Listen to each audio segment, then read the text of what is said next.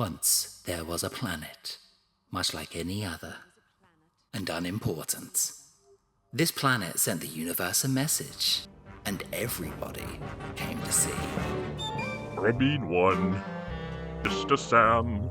Hey, what? The Daleks envy you.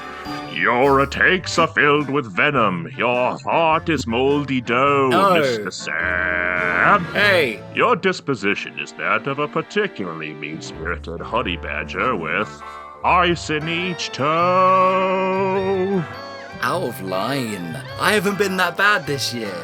You're a bastard, Oh! Mr. Sam. You made the Fassies cry. You let off the pleasant aura of a burning Zorbaloff, Mr. Sam. Are you done? You're full of hatred, Mr. Sam. Be it yours or mine, who knows? While my thoughts are filled with Yuletide, you're still kicking the dead horse, Mr. Sam. Guilty as charged. It's been a negative year, I reckon. I hate being that guy, though. It makes me feel so boring to be boring about Doctor Who. So we've defaulted to my favourite single piece of Doctor Who media in the hopes that I can have a little Christmas miracle. How cool is it that the best Doctor Who story ever also has the best opening pitch? I love those first lines, because it sort of sets up that this story is going to be presented as a bedtime story. And that's genius, because none of this shit is simple. None of this arc stuff is simple. Everyone who heard it found themselves afraid, except one man. Moffat's motivation comes full circle from, Amy. It's like after all the bullshit with Series 7B, he realized that he should just go back and do what he was doing right again. Like, initially, his pitch was the Doctor is a fairy tale hero, and then it was the Doctor as an institution, and then the Doctor as someone whose background lore we care about. Ooh, good, we won't ever revisit that one again. But interestingly, Trenzalore is a finale to all three of those, and it pulls it off with flying colours. Bizarrely. This whole production's bizarre. Now, it's not a secret that he did this in a massive hurry because Matt Smith very suddenly said he was leaving. This story is going to be told basically via montage. It has to be rushed, this story. So having it be told by interlinking narration is clever. Hello? Hello? Matt Smith yelling to me from the stars. His face. It comes with a voice. It happens to be a lot. That's why they stopped doing that, Yeah, it got really intimidating with Capaldi. They always say, the opening theme, it scared me so much as a kid. Was it, or was it Patrick Troughton's face ominously zooming towards you? What's ominously zooming towards me right now is Series 7B cringe. Full body. Literally in this case. Well, yes, and this has to be addressed. It does. It's my favourite story, even with all this stuff. Jenna Coleman, I must find her. I'm honestly thrilled he just got this all out of his system at the beginning. You know what? Good on you. It's Moffat shorthand, that's the main complaint about this story. I don't disagree, but it's also getting us to the good stuff. First 20 minutes, they're rife with all the flanderized Moffatisms under the sun. But it's a sitcom gag, and I like that. You say this is the best story. I don't necessarily agree, but I do think it's one of the most central, one of the most, core of the show episodes, and ergo, one of the most important. I do love the shit out of it. And the fact that it's not perfect doesn't get in the way of that at all. I think this stuff works. With the family, we're meeting these characters late because he hasn't been treating Clara as a person till now. Using the core of the TARDIS to cook the turkey. That seems like a great way to invent new forms of diseases, if you ask me. She's an egg. She's an egg. Clara's family, we don't see them again. That's viewed as a negative to most people, but for us who are pretty invested in Clara as a character, that reeks of intention. Yeah, maybe one more time in Series 8 would have been to some benefit, just to really allow us to feel in the moment. We see Nana again, but like she does later in this story, she gives Clara the worst possible advice, which is go be with your man. Go fuse genetically with your man, which ends up killing her, sadly. You can't go to church with your clothes on. You feeling Christmassy, Dan? You're in the festive spirit? I'm gonna say, It's a time full of obligations, yada yada yada. For adults, it is about performing the right emotions that you're meant to do because it's tradition. You know what? I'm all for performing those emotions, though. Christmas media, it's cheesy and crap. You know, going into it, what emotions you're meant to feel. And as long as you value those emotions, it doesn't matter how cynical you are about it. You're still seeking the right thing out of life. Absolutely. As you might notice, we have fast-forwarded to the Doctor being pally-pally with the Silence. Huh? To rock up at the church, the main baddies of this era, is one of the maddest cheats in the show's history.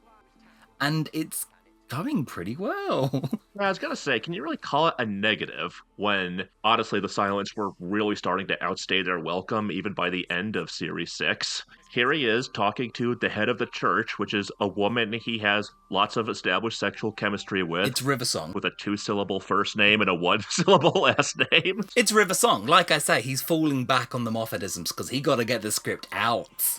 I'd much rather talk about Jenna Coleman's wardrobe in the, again, not creepy way. Mm-hmm. We've had 2 killer Clara outfits in the space of 10 minutes. I don't know what to do with this. It slays me. I feel the icy touch of the winter banshee on my shoulders, and it is made of your horn. I can't think straight.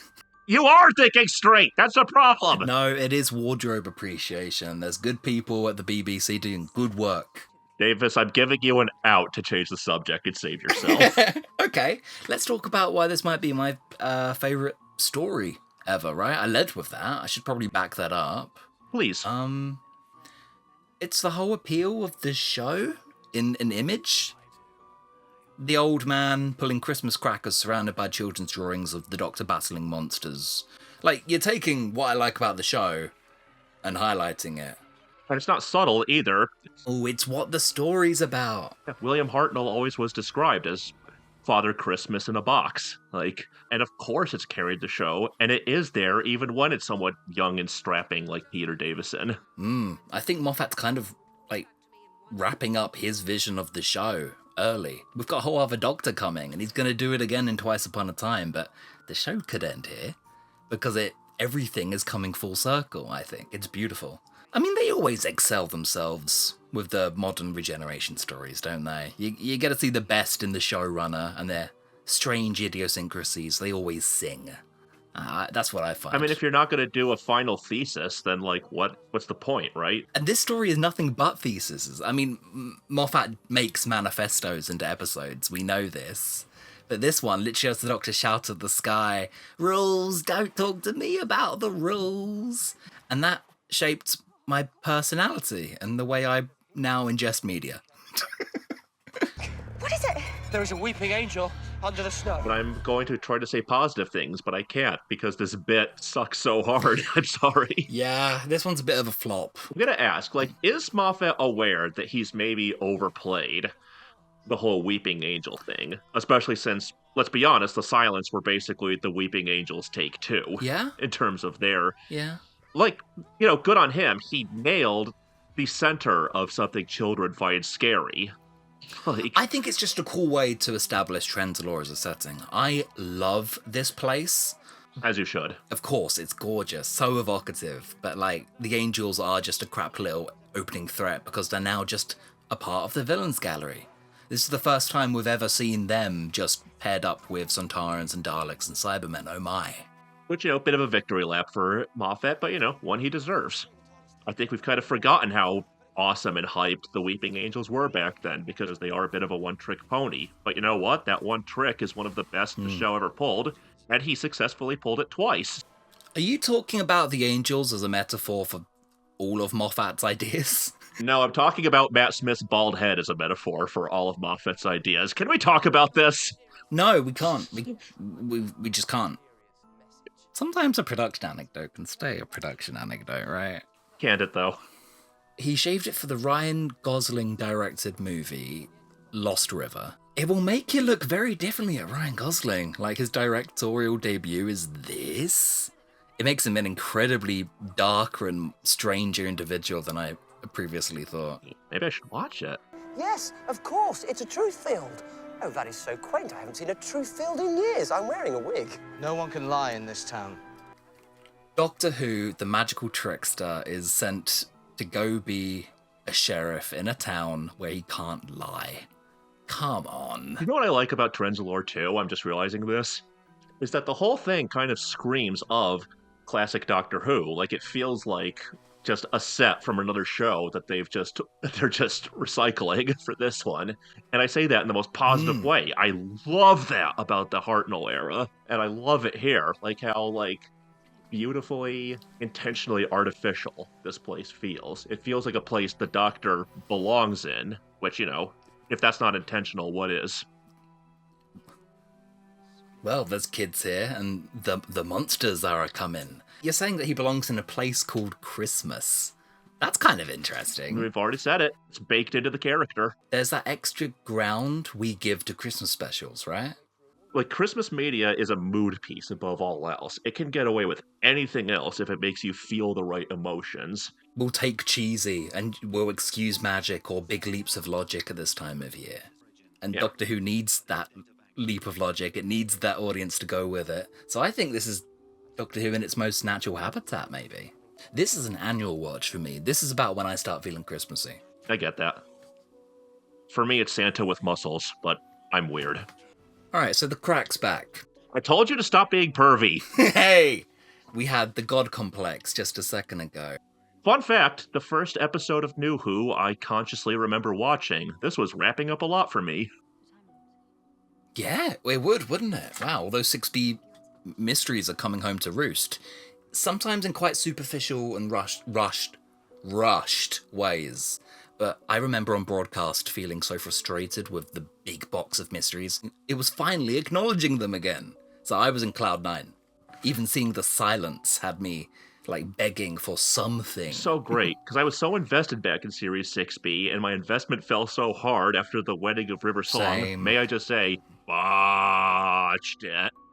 It's the first time my fandom ever wobbled. And that's it with, I came off the worst season I'd ever seen, and then it went Day of the Doctor, Time of the Doctor, Capaldi, and it locked me in for life. I noticed something on my previous watch. It's that it's bizarre that all this stuff is coming at the 11th hour, sure. Ah, Yeah, ha. It's been a while since we've seen the silence at all, and it just makes me question how weird it was that there was meant to be another season with Matt Smith. It makes Series 7 all the stranger for having nothing to do with any of them. wasted our time. And it made me think that, like, oh, all these mysteries were behind us, or they had been wrapped up, or probably just abandoned. Yeah, just imagine a writer spending seasons and seasons building up a mystery only to just throw his hands in the air in the finale. Like, the thing is, even River at the time felt like a diversion from a lot of the Series 5 and 6 mysteries, you know, in the moment. Now we know that's not the case. I'm thinking something similar about this. I think for all of Clara's first season, all the crap in it, it still laid the stage for this in a way I didn't appreciate at the time. You know, like, 11 is paranoid about his death. He's paranoid about walking into a trap, Clara, Trenzalore. And, you know, like, the darker aspects of his personality are pulled into question. We got here all the same. Hello, everyone. I'm the Doctor.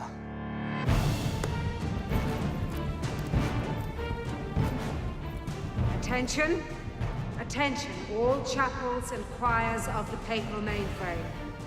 The siege of Trenzalore is now begun. And here we go with our first montage of the episode.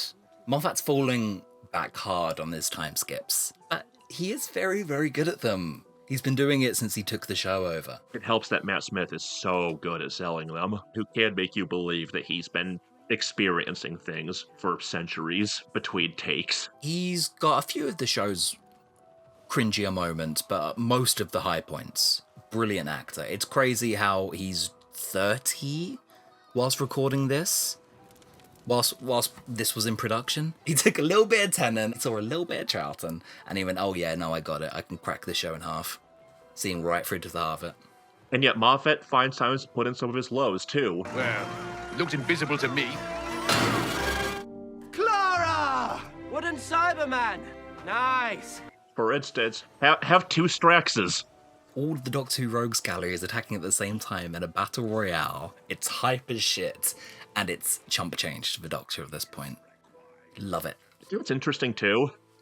Is that Trenzalore has been built up for seasons as the thing the Doctor fears most, like the place where he will die. He's been so scared of it, and now he's here, and there's nowhere ever that he's belonged more.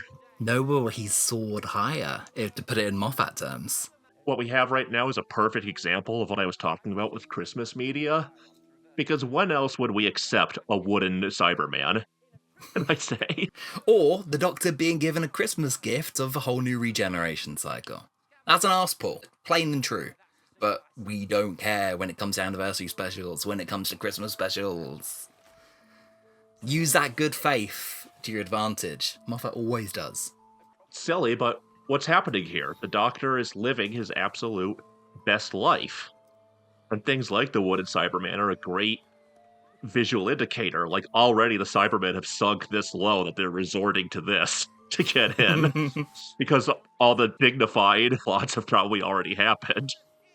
He's living a little microcosm of his own life, you know. He's the old granddad protecting the human settlement from Monster of the Week. It says so much that we as an audience feel like that we could spend forever here too. Well, that's exactly it. Thank you for that very clever segue.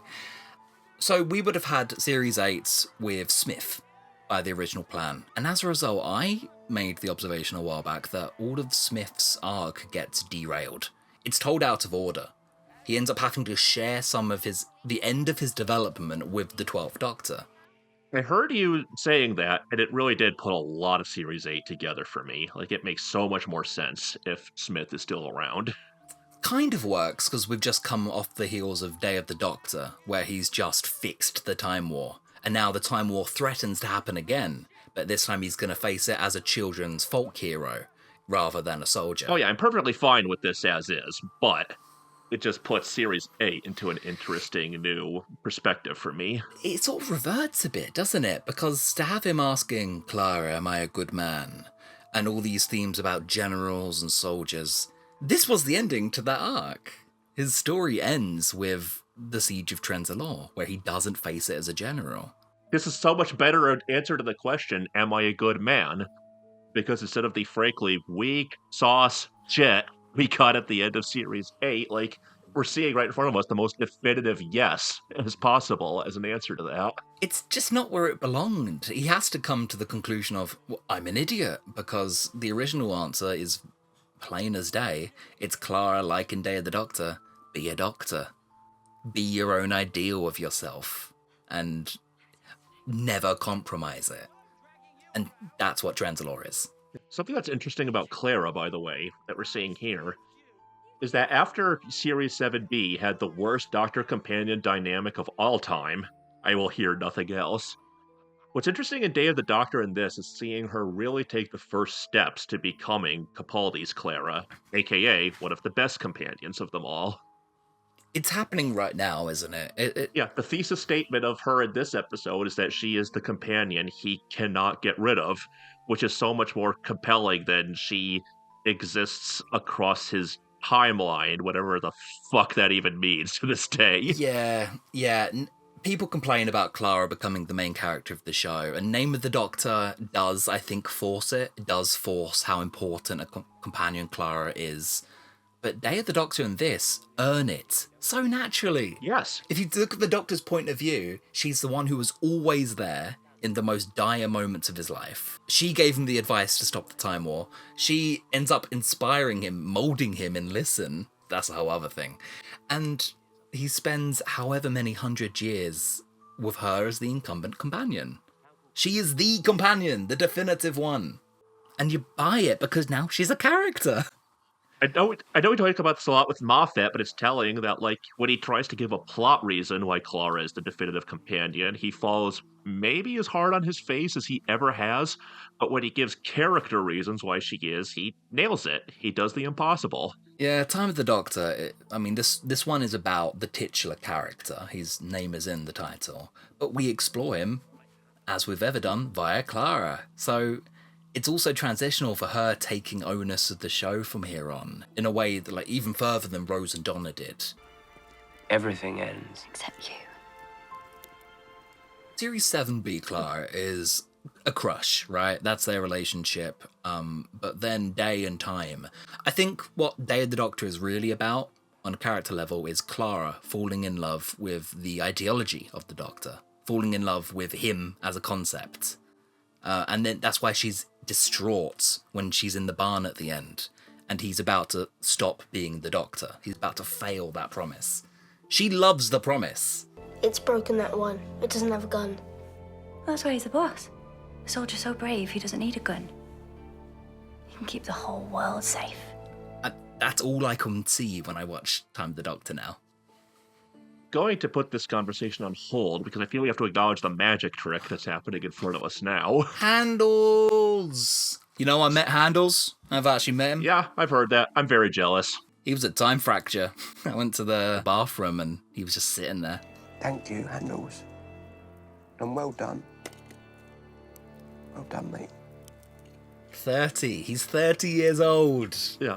Like, here's the magic trick. Like, selling us on this companion who's been with him for billions of years. Like, Handles is such a gimmick, but there's something so self-acknowledged about it that I just buy it completely. I mourn that hypothetical Trenzalore season, which I think only exists in my head, actually. What do you think that looks like if it had existed in the way it was originally meant to? Do you think we spend the whole thing on Trenzalore? Is it a series of specials? We still have to do series 8 in some capacity. Is Danny there? I can't help but imagine that it probably would still be just one finale special, just one with more time to breathe. Because I don't see Moffat as a guy who would ever really linger on the Doctor being on Trenzalore, just fighting off the monsters, because ultimately that part is just Doctor Who as is, just in a singular setting. What we're getting in this chunk of the episode is what Time of the Doctor was always going to look like, even if he had more time to set it up, and as a result, more time to linger on the good shit in this one. It's an image for him, whereas us as fans, I love it so much, I want to see it literally. And to be fair, they did make the Tales of Trenzalore, if you ever read that book. Tegan is transported to Trenzalore. The Doctor loses a leg in one of these time skips. I think it's already happened, actually. It's a fun read, and gives some more flavour to this time in his life. But it's just a little chunk, too. Like, it does point out that you could be seeing Trenzalore stories forever. And in terms of side content, I kind of don't know why they haven't taken more advantage of that than just that one compilation. The Smith years are so fragmented that they were told very, very strangely. And maybe that's why the Big Finish Valerie stuff slots in as easily as it does. Because the era is ill-defined, and we'll take any kinds of linking tissue that we can if you're also telling really good character-motivated stories. That's super in spirit of Moffat. Take 1 million more of them. I have to wonder if it was deliberate after the grand sweeping scope of the Smith era and how it kind of fell apart and how Moffat wasn't really capable of living up to his own ambitions, if that's why he decided to make the Capaldi years such an intimate character piece of a thing instead. I mean, that's the crazy thing about the series being moved around. Smith was meant to have my favourite arc in the show. My favourite seasons of Doctor Who would have been all of his. So he would have ended up being my favourite Doctor in that hypothetical world, and that's strange to me, because I wouldn't usually place him up there. At that point, just the limitations of television come up, though. Like, was Moffat's vision something he even could do on the time constraints and the budget constraints of the BBC? They're all winging it, aren't they? And, it might have helped if he didn't take on another massive project on the side while doing this, but, I want to spend my Christmas with a Dalek and kiss him underneath the mistletoe. And if he's very nice, I'll feed him sugar spice. And hang a little bobble on his big left left toe. Like, I want the backstory. I want the fictional origin of that song. Because whatever it is would be the dumbest thing, but it would be incredible. Oh, bingo! Oh, boy. Another Moffat slap, just getting in there right at the last minute. I'd say you gotta love it, but... Moffat, that scamp. So the story from here on is just gonna become a Dalek story. My favourite outing from them. That's so silly, isn't it? Yeah. Like, my headcanon now is that all these people are just Daleks who have stuffed themselves into human suits and not letting go of technology. Naked human Daleks in church. Interesting. Maybe the most Moffat combination of words that has ever been. Moffat is as smart as his writing appears. That as frustrating as that admission is. It'd still be nice if he wasn't so aware of it. Of course. He's very self-impressed, and that's why we get a lot of the repetition, I think. I mean, that's the strange thing with Moff. His vision of Doctor Who it's fixed. His kinks are well known to us, of all sorts. His ideas will just bubble up time and time again. Oh, let's say Christmas. We could have Shooty easily spouting, never cruel, never cowardly, or saying Doctor Who in dialogue. You know, it's just as likely that comes up now as it did back here. It's just a few weeks away, isn't it? Moffat Christmas stories are either the best or worst thing you've ever seen, so I'm holding out hope.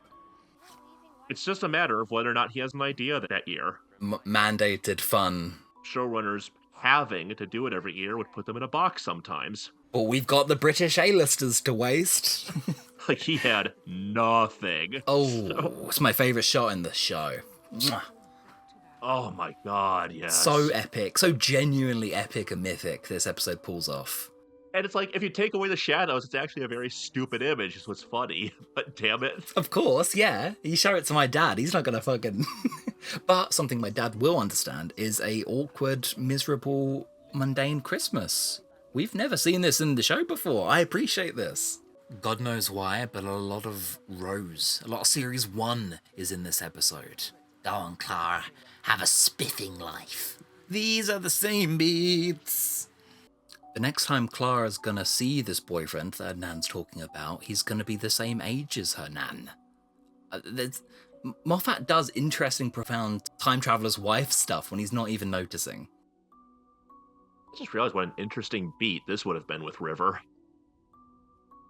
Like, the idea that the Doctor is at the end of his life, he needs the most important person next to him, and she hand-delivers Clara to him. What? No, this is... ooh. Riversong's here. What are you talking about? Instead it's Tasha Lem, and she just walks out of the episode. I've done my duty. Oh, boy. Oh, this. My favourite minute of media. I don't know. Let's just throw stuff like that out there. Look at this. Look at this. Moffat gets it. Moffat fucking gets it. The degree to which he's just nailing what Matt Smith has been. Because everyone says it, it's not a fresh observation to say that the brilliance of Matt Smith is that the youngest actor ever was able to project so much age. Like, the energy of a young man and a man who has lived for hundreds and hundreds of years. Like, it's stunning how much he got the assignment, given that he mostly just did some last-minute homework before shooting the 11th hour. It's the perfect ending to his Doctor, and it's the ultimate culmination of the character. It's just being so honest. All of Trenzalore is about getting to the point of Doctor Who. Doctor Who is finally looking his age. Moffat's my favourite guy, right? Because I think he understands that Doctor Who takes on a special meaning for kids, despite the show's wise old age. As any grandfather would. Moffat's ultimate take on the show is that Doctor Who is a very wise, grandfatherly show now in pop culture, and that's what makes it special. It's only now here that he's being honest about it, and it rips through me. Yeah, which again, given how Hartnell started, in a strange way, it's kind of circled around in that way, hasn't it? Because it used to be a show about a grandfatherly figure that was very youthful, and now here we are with the youngest Doctor, when the show has gotten its wrinkles and its gray hair. It's really is kind of brilliant now that all comes around. I don't know if I'm putting too much of myself in it when I say, like, my grandparents are my favourite people, and they always have been the ones that imprinted on me the most. Maybe that's part of what gets to me in Doctor Who's DNA? I don't know. If the show hadn't already built up so much goodwill with everything it's done thus far, this scene would flop. Clara asking the Time Lords, who happen to be inside the crack in the wall from Series 5, which was a different thing, asking them, pretty please, you love Doctor Who, really? So give him another cycle of regenerations, so he can die 13 more times. And then he will explode that power at the Daleks. No one would have accepted that, but to have him flouting rules as he does it, it's so bold. Doctor Who naturally has timey-wimey arse-pulls and crap Deus Ex Machinas built into it, yeah? It just is. But when Stephen cheats, he sells the hell out of it. And he makes it seem intentional and clever, and that's all this episode does. Because here he is, he's in an episode that was created because the deadly assassin needed an excuse for the master to look like a casserole. And fans just glommed onto that and would not let go of the 13 regeneration limit. Numerical bit of trivia, fucking miserable, right? Like, Moffat, he's not opposed to the fan minutia. I don't think I am either. He spends a lot of this episode future-proofing the show for future writers, so that they don't have to deal with this stuff and can just get on to telling proper stories. And then they didn't go on to tell proper stories. Oh. Yeah, Aaron does lay the problem, huh? There's a lot of fanish concerns in these last few episodes. The Valiard comes up, for God's sake. But it's not... There's no story in it. Never was. And ultimately, I think that Moffat's benefit is that he gets the important parts. Like, he knows that, like, yeah, there's value to the fan minutia. There really is. But ultimately, character is what matters. Stories are what matter. Like, how do we fix the 13 regeneration limit complaint? Oh, how about I get down to the very core of the character and openly explain why the rules don't matter? Not even just like little trivia bits. I'm talking like he's cheating with the series arcs and the mysteries he set up. This episode is a cheat in every single fucking way an episode of TV can be. Oh look, he's written an actual story with a tut and a good inspired place. That's a magic trick. We're watching a magic trick. Yep. And again, goddammit, who better than Moffat and Smith? Why focus on the bad when we are about to get into this scene? This one of the best regenerations. Is it the most dignified exit? It probably is the best one. I mean, Capaldi cinches it just a little bit for me. It's dignified for Smith as well. Like, actors always say that they leave so that they can go at a dignified time, Tennant said, so they're not, like, kicking me out the door. And is that not the position that Moffat and Russell currently find themselves in? Well, basically, back in the beginning, Troughton basically set the 3-season rule that most doctors have stuck to since. Because that probably is the perfect amount of time to, like, have their run, but not get too planted the way good old Tom did. I might disagree, but I wish the showrunners would share the same thought. We all change. When you think about it, we're all different people, all through our lives. Like, oh, I love this speech. I love this speech so much. Yeah, it gets quoted in very real ways in real life, which shows it's one of those flourishes. I think it gets to part of the heart of what makes the Doctor one of the greatest characters in fiction, because being played by all these different actors and getting all these personalities, like, it is such a great microcosm for life.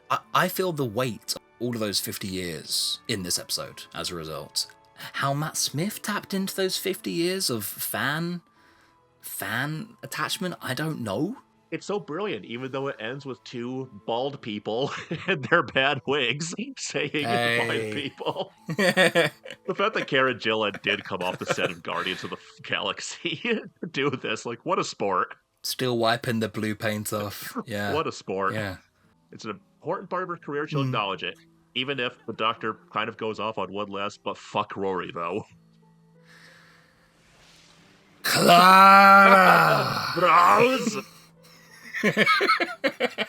How much more perfect an introduction to Capaldi could you have than just like, boom, there he is. Clara, I'll die for you, Clara. Clara, let's tear apart the universe. You're about to have enough time of it, Clara. Just warning you in advance. Clara, suck and fuck me in the cloisters. That was getting edited out. Incorrect. I will not stand for being a part of what you just did. Oh. Time of the Doctor. Hey, give me one little merriment. I'm feeling merry, I'm feeling gay at this time of year, Dan. You would really deny me that. I understand that my favourite episode isn't 100% perfect. I love it because it is a mess. And because of what it pulls off, despite being a mess. And that's Doctor Who. And I maintain that perfection is boring. I think that something, to be truly great, it has to be a little scrappy. It has to be someone just throwing everything into it. And if it doesn't stick, then so be it. What does sticks well enough. Merry Christmas? Yeah, definitely. And a Happy New Year! Oh, well, don't go overboard.